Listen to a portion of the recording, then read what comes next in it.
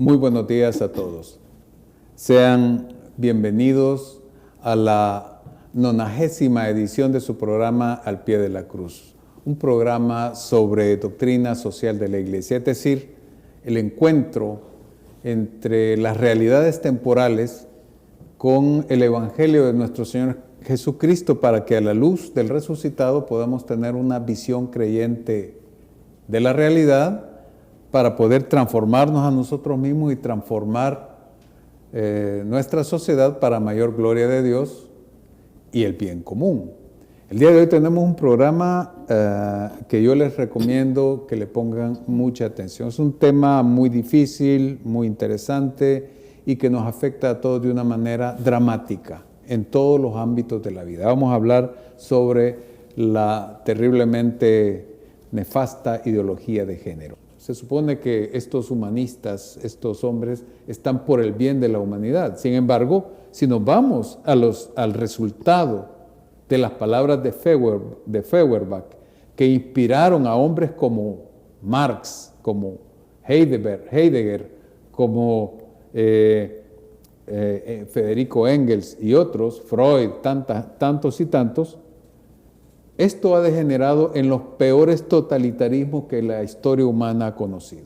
Los peores totalitarismos que han traído muerte, sangre, destrucción, pobreza, desgracia a la humanidad entera. El comunismo, el fascismo italiano, el nacionalsocialismo alemán y en la actualidad la ideología de género, que parte de la revolución sexual de 1968 en París. Así que vamos a tocar este tema que se llama, le hemos puesto ideología de género, peligros y alcances. Y para desarrollar este tema, pues tuve que traer un experto y nos acompaña, hoy estamos de manteles largos, una nueva invitada, la licenciada Ana Franco. Licenciada, buenos días. Hola, ¿qué tal? Buenos días. Un gusto. Gracias por la invitación. Excelente. Licenciada, para partir de este tema hay que hablar sobre el fundamento de todo, que en este caso es la verdad. El fundamento de la verdad. Y nuevamente vamos a tener un par de referencias, una a San Pablo, que en la segunda carta a Timoteo, capítulo 2, versículo 4, dice: Dios quiere que todo el mundo se salve y lleguen al conocimiento de la verdad. Más adelante, San Juan dirá, en 8:32, dice: conocerán la verdad y la verdad los hará libres. Sin embargo, instituciones como por ejemplo nuestra Universidad Nacional de El Salvador tienen como lema hacia la libertad por la cultura. Yo le recomiendo al rector de la universidad que piense en mis palabras, no pierde nada si le cambian el titulito hacia la libertad por la verdad, porque la cultura es cambiante, la verdad no. Entonces, el tema está en la verdad no como el resultado de la opinión o del consenso de mucha gente, sino la verdad en cuanto a lo que es, ¿verdad? Como decía Aristóteles, la aletheia, las cosas que son lo que son porque hacen lo que hacen. Entonces, Santo Tomás de Aquino define la verdad, y con esto le paso la pregunta a la licenciada, ¿cómo dice que la verdad es adecuación de la mente a la realidad? Adequatio rei et intellectus, la adecuación del intelecto a la realidad. Si yo veo este vaso de agua, ¿verdad? Mi experiencia empírica me dice que es de vidrio y que contiene agua y que el agua está heladita, eso no lo saben ustedes. Pero en las actuales circunstancias eso ya no es así, porque cada quien puede definir, puede percibir desde su propia óptica cómo las cosas deben de ser. Ya las palabras se vuelven performativas. Entonces, si la verdad ya no es lo último, ¿cómo podemos entonces, en este marco que es un poquito largo, cómo podemos definir, licenciada, qué es la ideología de género? Sí. Pues definitivamente tenemos que empezar definiendo qué es una ideología. Entonces, una ideología, podemos decir que, bueno, hay varios conceptos, ¿verdad? Pero podemos decir que son construcciones sociales que van a influir en nuestra vida Y no solamente en nuestra existencia, sino en lo que pensamos, en lo que sentimos y en lo que actuamos. Entonces, hablar de la ideología de género es ver cómo esta cultura se nos va impregnando, ¿verdad?, en nuestra forma de vivir, en nuestra forma de pensar.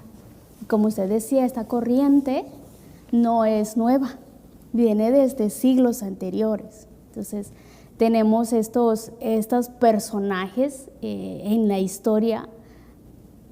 A lo largo de la historia hay mucha gente que ha hecho mucho bien, pero hay gente que ha hecho mucho mal, como usted lo decía, ¿no?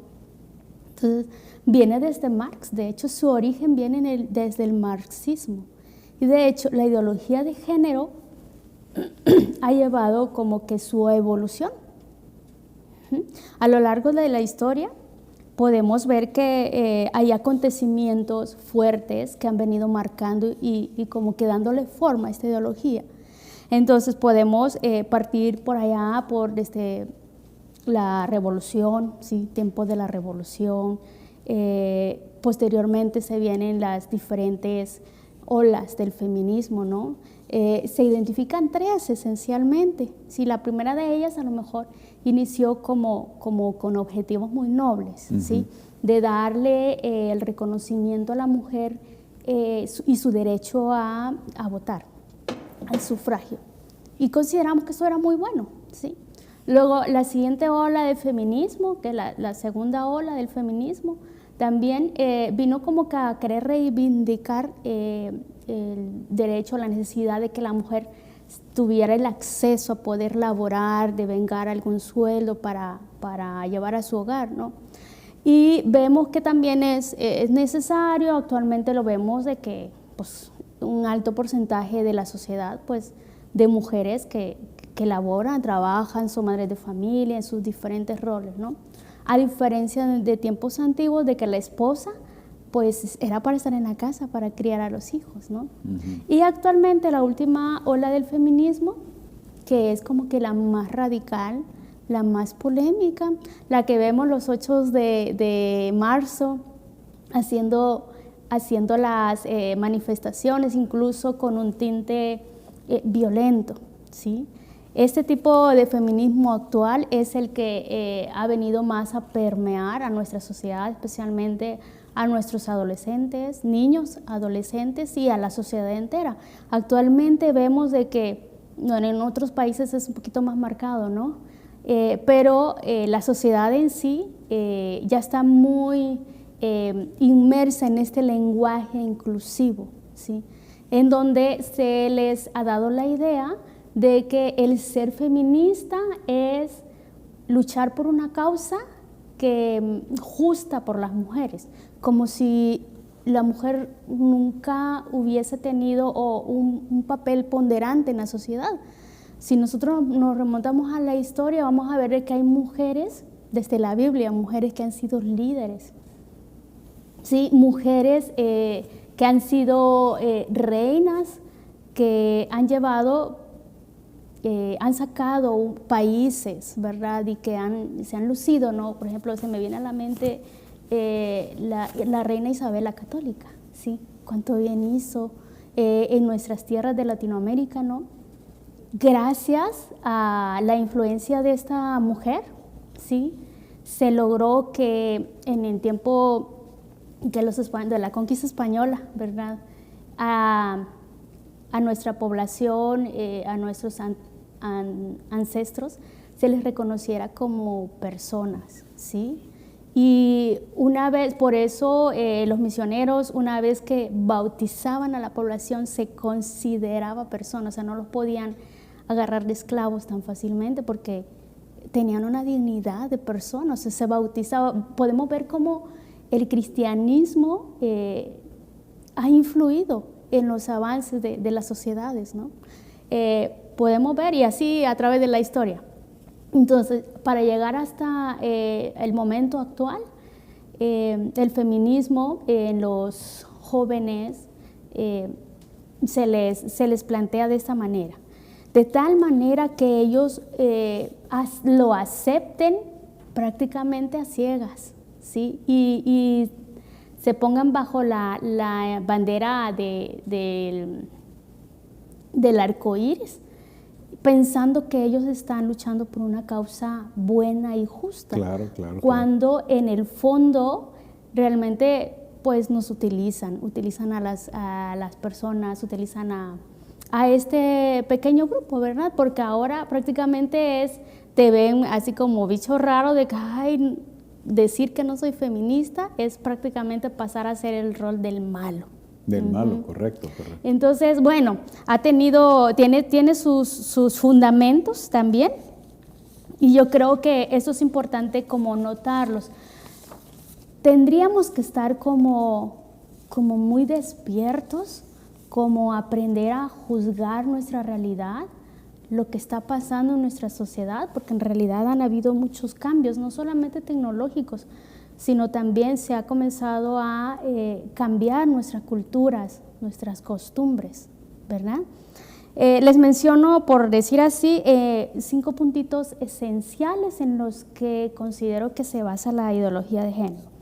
La primera de ellas es negar la realidad biológica del sexo. Si gusta, las vamos viendo de una en una, porque esto me parece a mí, ella me presentó este trabajo y me parece muy, muy acertado. La negación de la realidad biológica. De hecho, en la cuarta conferencia por los derechos de la mujer que se realizó en Pekín en el año 1995, una excongresista norteamericana, la señora Bella Fallu, creo que es, ella expresaba precisamente la no existencia de una esencia masculina y de una esencia femenina, sino lo que usted dijo al principio, una cuestión de creación de roles. Ahora bien, esto entonces aterriza en este primer punto, la no aceptación de una realidad concreta, objetiva, que es la biología. Así es. Y como decía usted al inicio, la negación de la verdad, cuando usted daba el concepto de verdad, que es prácticamente el poder vincular la verdad, lo que se ve, con lo que se piensa, ¿no? Es la vinculación de esto. Entonces, muchas veces en este tipo de ideologías, esto se quita. O sea, todo intento de raciocinio se quita. Simplemente se impone algo en lo que tienes que creer. Y muchas veces, si nosotros no lo cuestionamos, pues caemos fácilmente en esto, ¿no? Sobre todo los jóvenes. Sobre todo los jóvenes y los niños, que me imagino que vamos a hablar más adelante del adoctrinamiento que esto ejerce sobre los niños. Sí, y es que sabemos de que, pues si a un niño le dices que el ratón se lleva su diente, te lo va a creer. Y si tú le dices, es que tú puedes ser hombre o mujer, te lo va a creer también. Claro.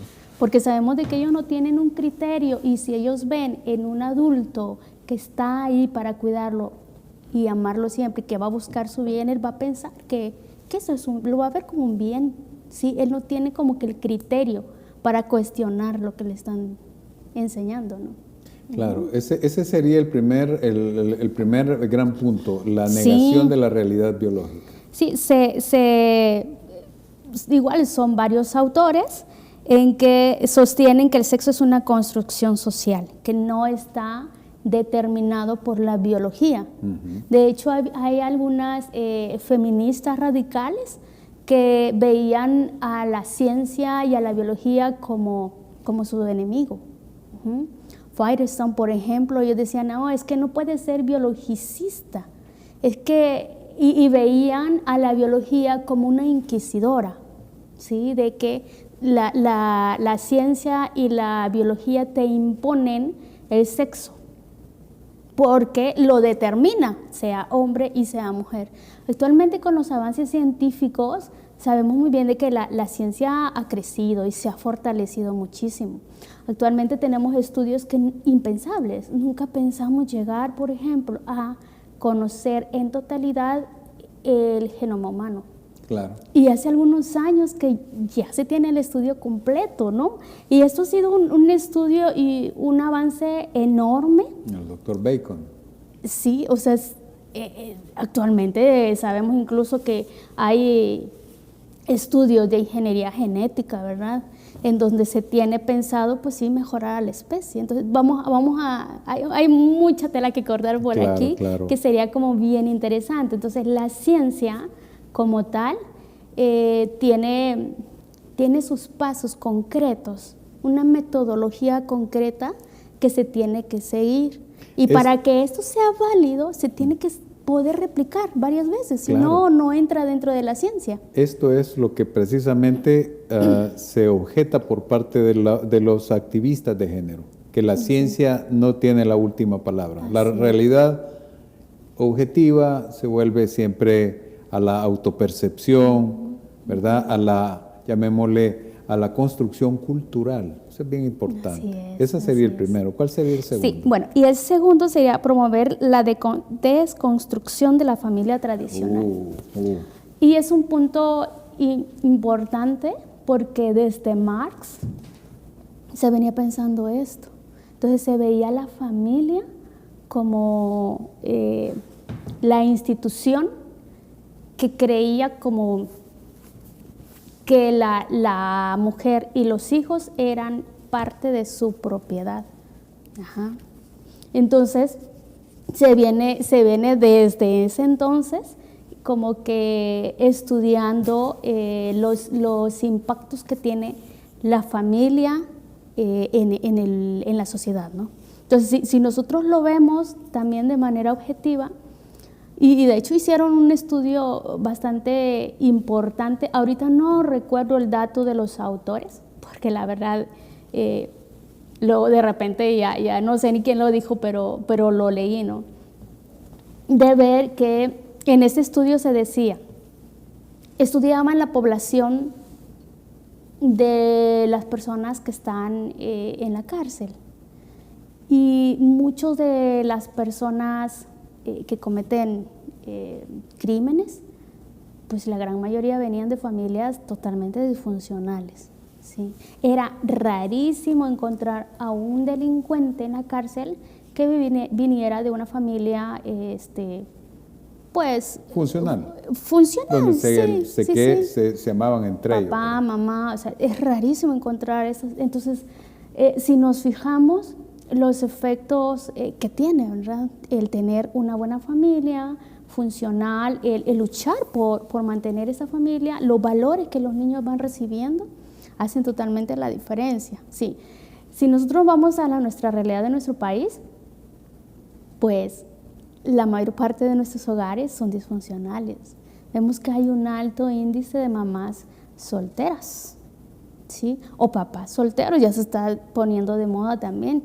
Ya muchas veces ya no es el hombre que abandona a su familia, ya es la mujer la que abandona al esposo y a los hijos. Sí, la deconstrucción de la familia como parte de la dialéctica marxista, con eso nos vamos a la pausa, con eso nos quedamos, pero eso es terrible porque se puso en práctica y al regresar de la pausa vamos a relacionarlo con algo que ya el cielo nos había dicho, porque la Virgen en sus apariciones de Fátima expresó exactamente lo que ella nos acaba de puntualizar. No se vayan, que en un minutito regresamos con todos ustedes.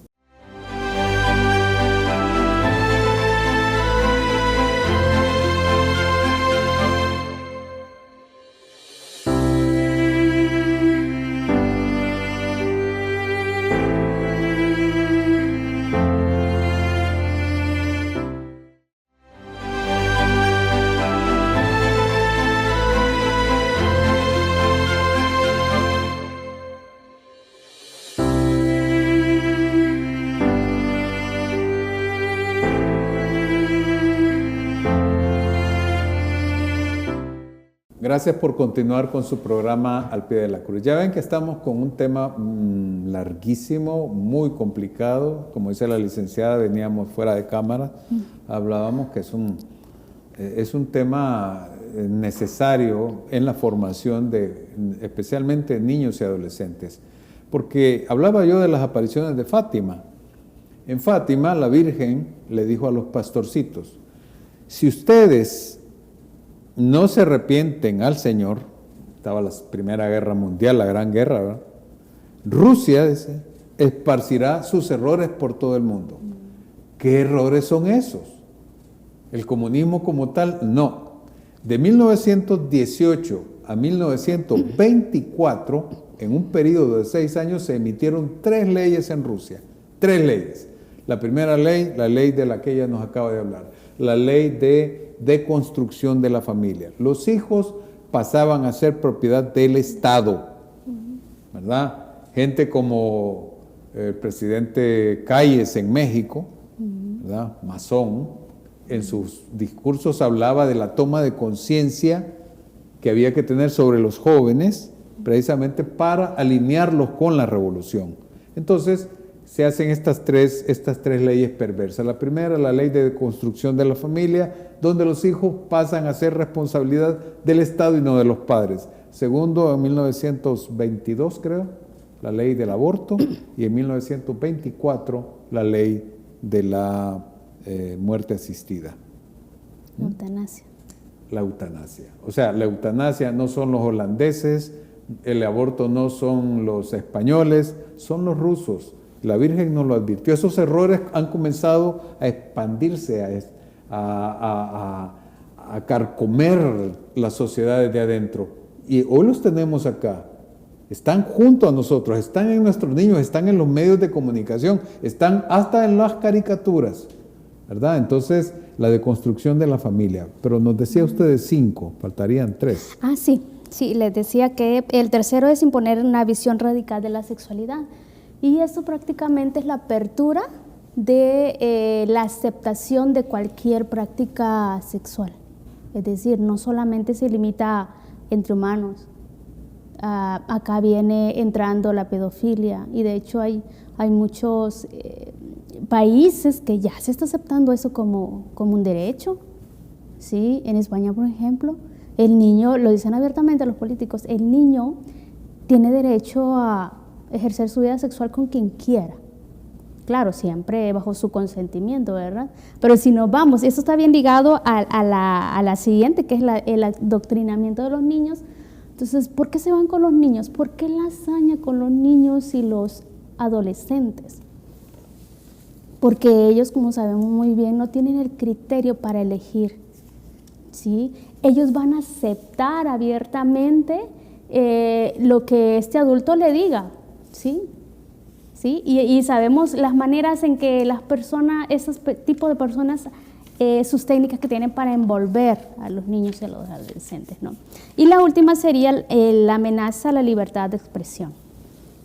Hablar del tema de la censura es bastante complicado también, porque en los países en que está tan implantado la ideología de género, existen leyes también, mordaza, en donde ya una persona que no está de acuerdo con esta ideología, no es tan fácil pronunciarse y decir, oigan, yo no quiero esto para mi familia, para mis hijos, porque también se ve censurado. Si no nos vamos tan lejos también, en Canadá está esta ley que incluso los mismos padres les están evitando que se metan en la identificación sexual de sus hijos, ¿sí? O sea, ya los niños a lo mejor no tienen un permiso de manejar porque son menores de edad, incluso de tomar bebidas con licor porque son menores de edad, pero sí pueden ir y cambiarse de sexo, hacerse una reasignación de sexo sin la autorización de los padres. Y de hecho el mismo Estado limita, ¿verdad? Bueno, si tu papá no autoriza, bueno, no es que no autorice, si no estás de acuerdo, bueno, ese hijo pasa a custodia del Estado, ¿verdad? Le quitan definitivamente la patria potestad y son esos grandes peligros que en nuestros países en donde no está regulado esta parte, es el temor que se tiene de que se llegue, ¿verdad?, hasta estos niveles, a nuestras realidades. Bien, entonces, recopilando, la ideología de género tiene, podemos resumirlo en estos 4 postulados. El primero, que es el género como la construcción social. Es decir, que cada persona, según esta teoría de género, puede decidir pues, ser lo que quiere ser, ¿sí? O sea, no se va a definir como antes se definía, como se define a través de la ciencia, sino que se piensa que cada persona puede ser hombre o mujer, como si naciéramos de manera asexual, y los roles que la sociedad te impone, por eso tú los adoptas y te sientes mujer y te sientes hombre. Y a propósito de esto, de hecho, hubo un estudio, no sé si conocen el doctor Moni, que tuvo reconocido, de hecho, es uno de los médicos en los que se fundamentan este colectivo, para decir que es un científico que hizo estudios científicos que corroboró de que nadie nace con un sexo, sino que se le imponen. Entonces, el caso de los niños de David Ramier, me parece que es el apellido, Reimer es el caso de unos gemelitos, ¿sí? Que uno de ellos pues tuvo un problema, ¿sí? en sus genitales de niño. Luego hay situaciones que se dan, situaciones médicas que implican una cirugía. Bueno, entonces le practicaron la cirugía y desgraciadamente le quemaron su órgano sexual al bebé, ¿no? Entonces no hubo otro remedio más que amputárselo. Entonces los papás, enterados de este caso, ya no quisieron someter al otro gemelo, ¿sí? Al hermanito de David. Entonces dijeron, no, espérense, vamos a ver mejor, porque no es de que pase lo mismo, ¿no? Entonces sabemos muy bien de que pues este es un caso nefasto, ¿verdad? De la medicina, de la atención médica. Pero bueno, ellos siguieron consultando y curiosamente estaba el doctor y él les dijo, bueno, yo soy un experto en sexualidad y bueno, les dijo, estamos dentro de un protocolo y vamos a tomar este caso para fundamentar prácticamente la teoría de género, en donde se propone, ¿verdad?, que el género es una construcción social y que no tiene nada que ver la biología. Entonces al niño se le crió prácticamente como niña, o sea, se le hizo otra cirugía para formarle un órgano femenino y en lugar de ponerle sus pantalones y su ropita de niño, se le comenzó a vestir y a tratar como niña. Entonces, ¿cuál fue el resultado? Desgraciadamente tuvo un final fatal.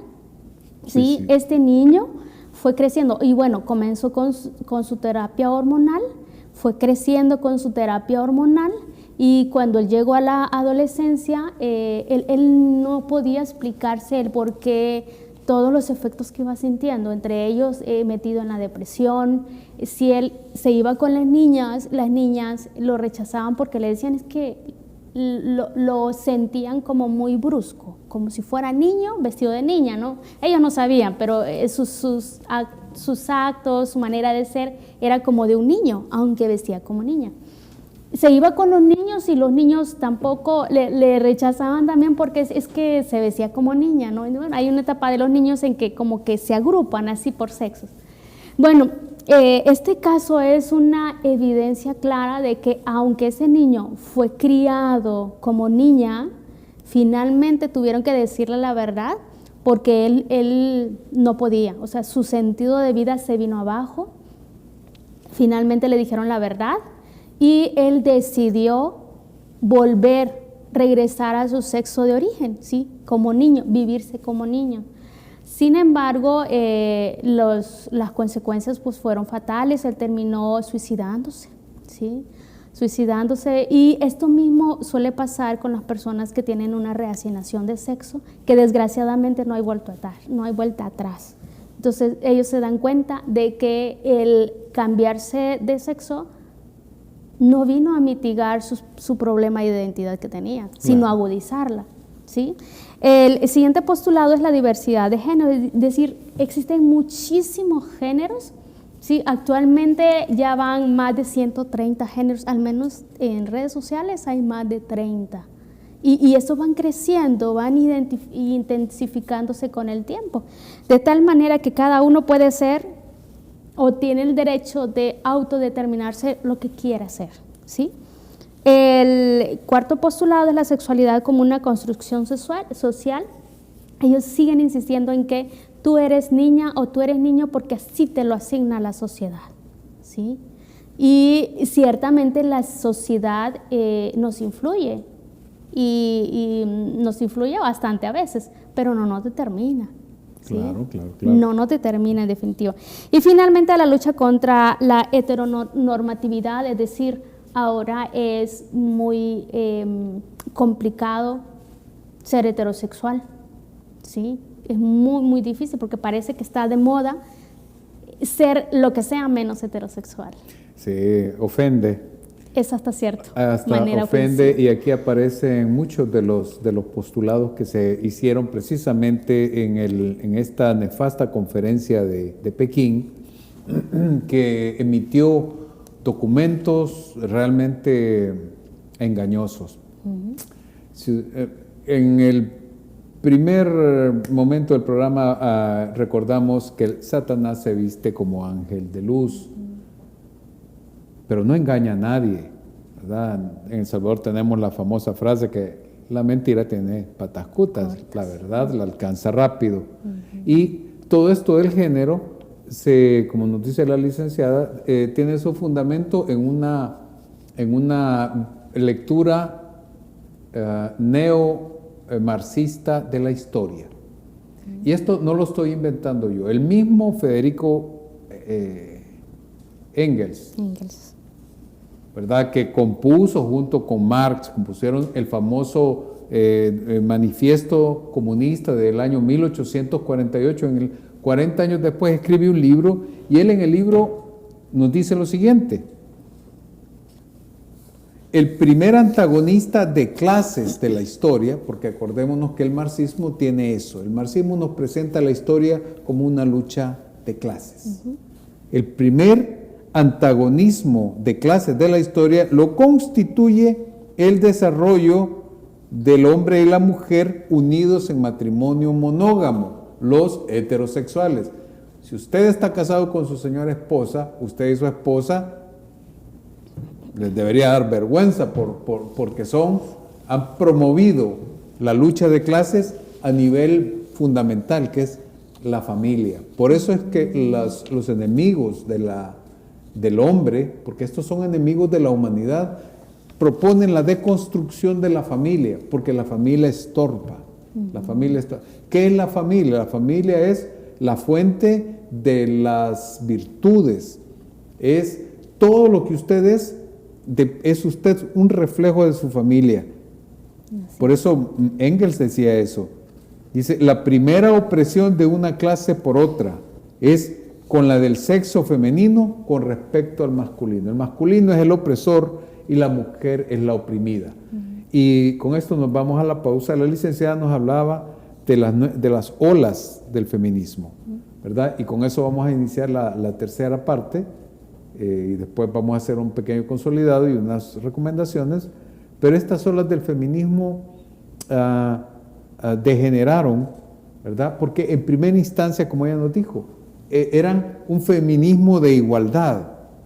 La mujer que estaba siendo aislada, estaba siendo dejada de lado, porque se le prohibían cosas como, por ejemplo, ir a la universidad o tener un trabajo. Sin embargo, la mujer siempre ha sido factor fundamental en la historia de la humanidad. Si no, el Señor para darnos la salvación escogió a una mujer, a la Virgen de Guadalupe, por cierto, que ya a los guadalupanos siempre eso nos da mucha alegría. Pero también están esas olas de feminismo radical y lo que podríamos llamar feminismo de género. Estas mujeres que se han olvidado completamente de la mujer y se han dedicado a tres grandes objetivos que ya están fuera de lo que las feministas de primera y segunda ola querían. El primero es el ver no solamente a la familia como el gran enemigo, sino a la maternidad y en tercera instancia la fe. Porque en la medida en la que nos meten en este cajón, nos quitan lo básico y fundamental de toda persona humana, que es su apertura a la trascendencia. Vamos a hacer una segunda pausa y en un segundito volvemos con todos ustedes. No se vayan.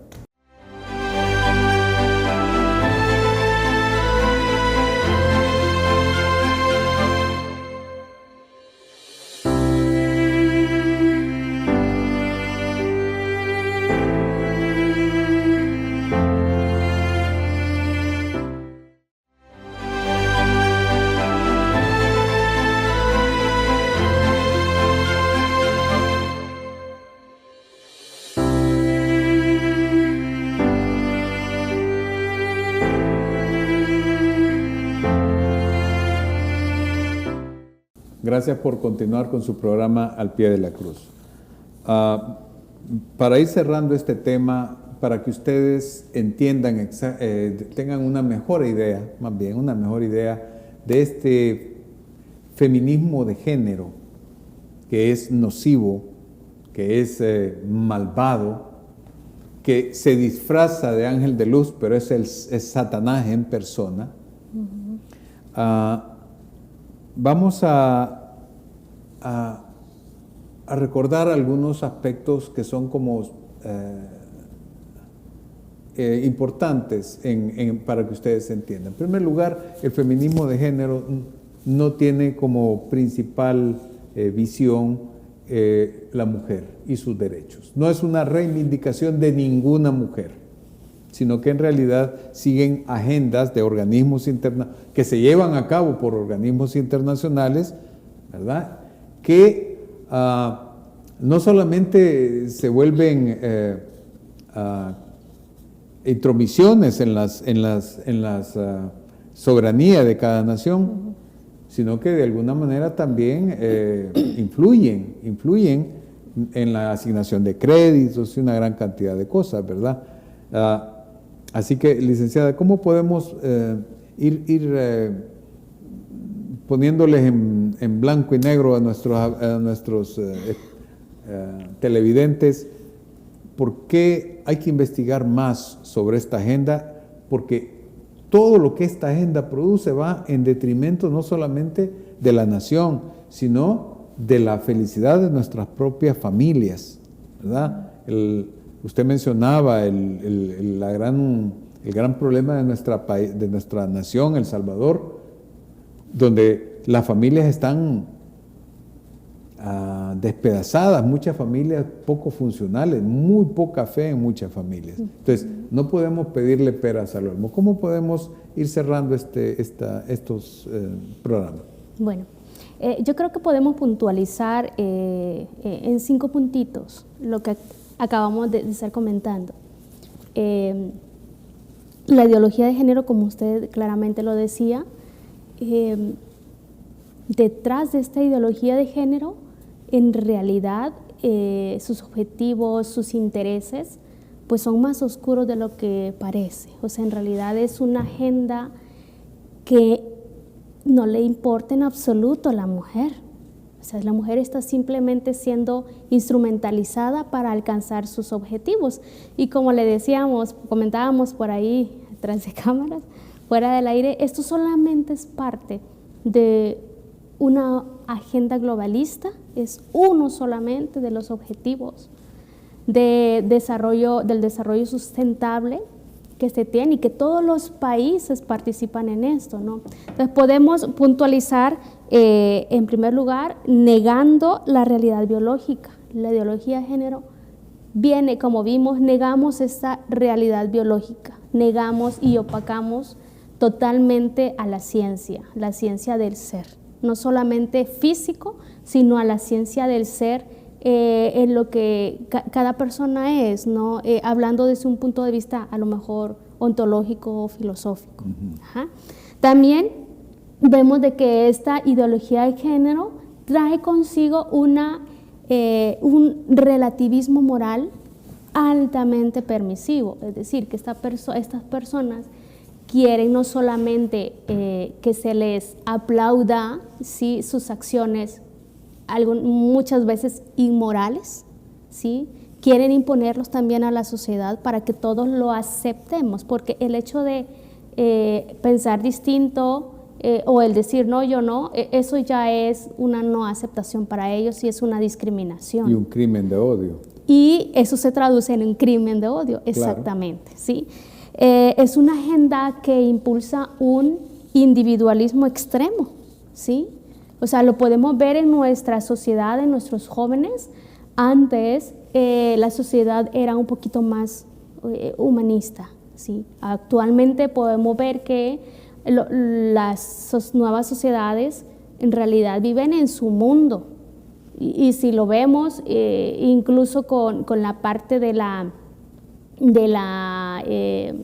natalidad se ha disminuido muchísimo, porque actualmente los jóvenes viven inmiscuidos en un individualismo extremo que ya no son capaces de darse, porque el tener un hijo implica donarse. Y no, prefieren un animal, una mascota, y no tenemos nada en contra de los animales son hermosos, pero también estamos cayendo en humanizar a los animales para no tener hijos, ¿sí? Es increíble cómo uno ve en Facebook, por ejemplo, hablando de la censura. Facebook es una de las redes sociales que más censuran. Si usted no está de acuerdo en algo, lo van a suspender. Así es. Porque la única forma de que usted pueda expresarse en Facebook es diciendo exactamente lo que ellos quieren que usted diga. Si usted tiene mente propia o es cristiano y tiene otro tipo de valores, créalo que lo van a suspender. Y es impresionante cómo mucha gente que se autodenomina católica o que se piensa a sí misma como católica han caído en esta trampa del culto a las mascotas. Las mascotas son bonitas. Yo he tenido perros también, pues sí eran mis amores, pero no son mis hijos, son mis perros. Hay una diferencia. Entonces, eso y el punto anterior que usted dijo, que le quería hacer el comentario, usted habló del relativismo moral. El Papa Benedicto XVI habló en el año 2005, después de la muerte del Papa Juan Pablo II, del gran enemigo que ya había asomado. Nadie le creyó cuando él habló del imperialismo, del relativismo moral. Es un imperialismo, es un neocolonialismo que hoy, sobre todo a las naciones pobres, las amarra con la cuestión del dinero y de los apoyos. Así es. Sí, porque definitivamente los países que no quieren entrarle a esta agenda no tienen derecho a préstamos ni a desarrollo. Entonces, pues están obligando a nuestros pueblos, a nuestras naciones a dejar su soberanía. Exacto. Bueno, como cuarto punto podemos ver la ideologización de la sexualidad. Esta agenda es lo que promueve, ¿sí? Ideologiza la sexualidad. Sabemos muy bien de que es parte de una de las funciones del ser humano. Llega un momento en que el ser humano pues puede ejercer su sexualidad, y de hecho la sexualidad es algo tan divino, tan sagrado, que yo creo que si no fuera así, Dios mismo no nos lo hubiera dado. Claro. Y ese es un regalo que hemos recibido de Dios. Claro. Simplemente lo estamos viviendo de manera no correcta, ¿no? Entonces, es parte de lo que la ideología de género promueve. Y finalmente también vemos en esta ideología de género el riesgo de nuestra infancia, ¿sí? Y el hecho de ideologizar a los niños desde muy pequeñitos. Si nosotros volteamos a otros países, España, Estados Unidos, Canadá, Europa en sí, en donde la educación sexual integral, así se llama la ESI, e incluso también hay países latinoamericanos, por ejemplo, Argentina, Chile, que van muy avanzados en esto, han notado los estragos que ha llegado a hacer ideologizar a nuestros niños, ¿sí? Prácticamente es robarles la inocencia que tienen de niños, es favorecer en ellos el permisivismo, el moralismo, ¿sí?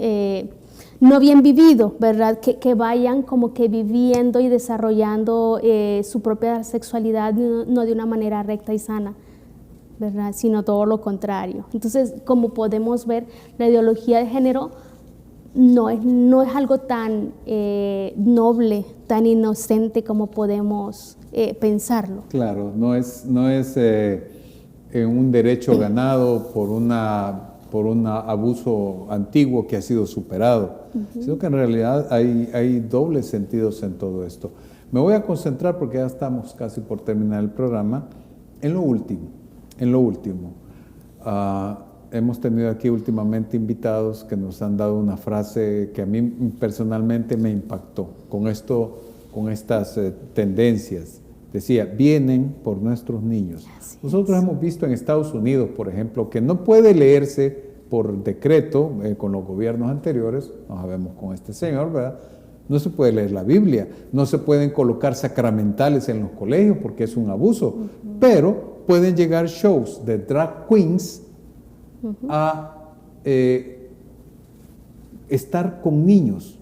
En la reciente inauguración de las Olimpiadas, de las nefastas Olimpiadas de Francia, vimos una escena terrible de drag queens y había una niña, ¿verdad? Vienen por nuestros niños. Así que, licenciada, para ir cerrando el tema, ¿qué nos puede usted recomendar a los padres de familia? ¿Qué podemos nosotros como padres de familia, como sociedad civil, pues cuidar nuestras familias y por lo tanto nuestro país? Sí, yo creo que me remontaría a lo que sabiamente San Juan Pablo II nos aportó. En su momento yo creo que ha sido un papa con voz profética, con una visión futurista, ¿verdad? Él nos aportó bastante dentro de su pontificado. Él regaló a la Iglesia en todas sus catequesis la teología del cuerpo. Y yo creo que les hago la invitación a que investigamos un poquito más, a que leamos un poquito más.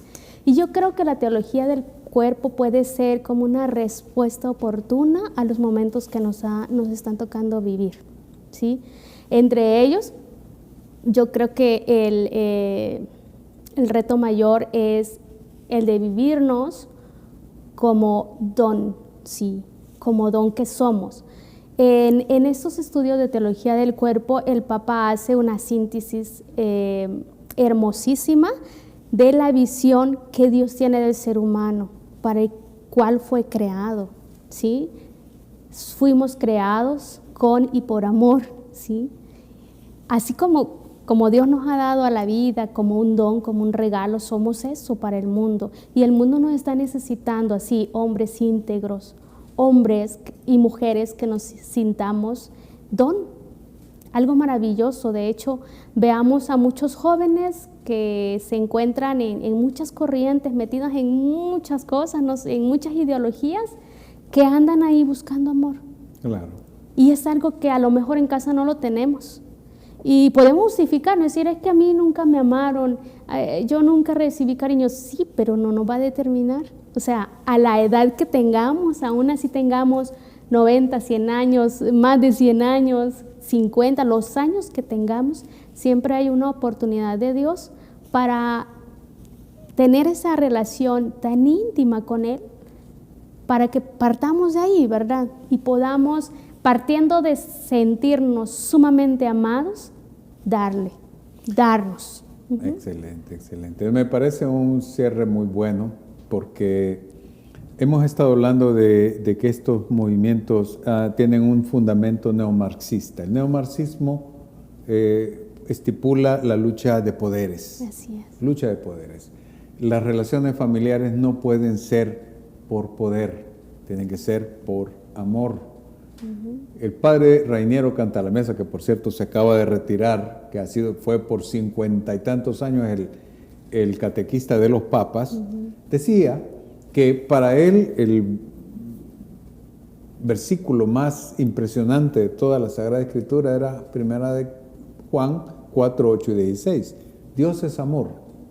No podemos hacer nada sin el amor de Dios. Eso es definitivo. Por lo tanto, hagamos lo que los consejos que ella nos ha dado, perfecto. Pero también levantemos la mirada. Levantemos la mirada. Si está alejado de la iglesia, acérquese.